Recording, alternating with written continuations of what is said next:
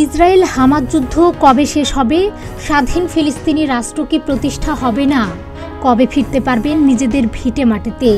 এসব চিন্তা করেই শরণার্থী শিবিরে দিন কাটাচ্ছেন অনাহারে অর্ধাহারে থাকা বাস্তুচ্যুত লাখো লাখো ফিলিস্তিনি। কারণ যুদ্ধবিরতির আলোচনার মধ্যে ফিলিস্তিনের অবরুদ্ধ গাজা ও রাফায় শরণার্থী শিবিরে বিমান ও স্থল হামলা চালাচ্ছে দখলদার বাহিনী। গেল ৮ মাসে ইসরায়েলি বাহিনীর হামলায় প্রাণ হারিয়েছেন প্রায় ৩৭,০০০ ফিলিস্তিনি, আহত হয়েছেন প্রায় ৪৩,০০০ মানুষ। তারপরও হামাসকে নির্মূল করার নামে ফিলিস্তিনিদের উপর একের পর এক বোমা বর্ষণ করেই যাচ্ছে নেতানিয়াহু বাহিনী। গেল ২৪ ঘন্টায় মধ্য গাজার বুরেইজ ও মাগাজি শরণার্থী শিবিরে ইসরায়েলি স্থল ও বিমান হামলায় অন্তত ৬৬ জন নিহত হয়েছেন। এ তথ্য নিশ্চিত করেছে আল জাজিরা।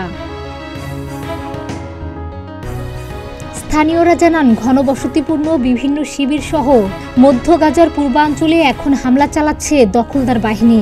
এতে হতাহতের ঘটনাও ঘটছে। অবশ্যই এসব হামলা নিয়ে আইডিএফ বলছে তাদের যুদ্ধবিমানগুলো মধ্য গাজায় হামাসের লক্ষ্যবস্তুতে আঘাত এনেছে। যদিও পাল্টা প্রতিরোধে গাজায় এখনও অবস্থান ধরে রেখেছে হামাস যোদ্ধারা, তাদের আঘাতেই নিহত হচ্ছে ইসরায়েলি সেনারা। আবারও পঙ্গুত্ব বরণ করেছে নেতানিয়াহু বাহিনীর অনেকে। হামাসের আক্রমণ থেকে যুদ্ধ ময়দান থেকে পিছু হটছে সেনারা। মঙ্গলবার দক্ষিণ ইসরায়েলের একটি ঘাঁটিতে বিস্ফোরণে ৯ সেনা আহত হয়। এদের মধ্যে ২ জনের অবস্থা আশঙ্কাজনক। এসব কথা জানায় ইসরায়েলের সামরিক বাহিনী। অবশ্যই এ ঘটনার তদন্ত চলছে বলেও জানানো হয়। এদিকে এ যুদ্ধে বেনিয়ামিন নেতানিয়াহুকে বেশ চাপের মধ্যেই রেখেছে লেবাননের সশস্ত্র গোষ্ঠী হিজবুল্লাহ। হিজবুল্লাহর রকেট হামলায় কেঁপে ওঠে গোটা ইসরায়েল। একদিকে আগুনে পুড়ছে ইসরায়েলের উত্তর সীমান্ত, আর প্রাণ বাঁচাতে এদিক ওদিক ছুটছে দখলদার ইসরায়েলিরা। টাইমস অফ ইসরায়েলের প্রতিবেদনে বলা হয়, স্থানীয় সময় সোমবার রাত থেকে ইসরায়েলের উত্তর সীমান্তে রকেট ও ড্রোনের সাহায্যে হামলা শুরু করে হিজবুল্লাহ।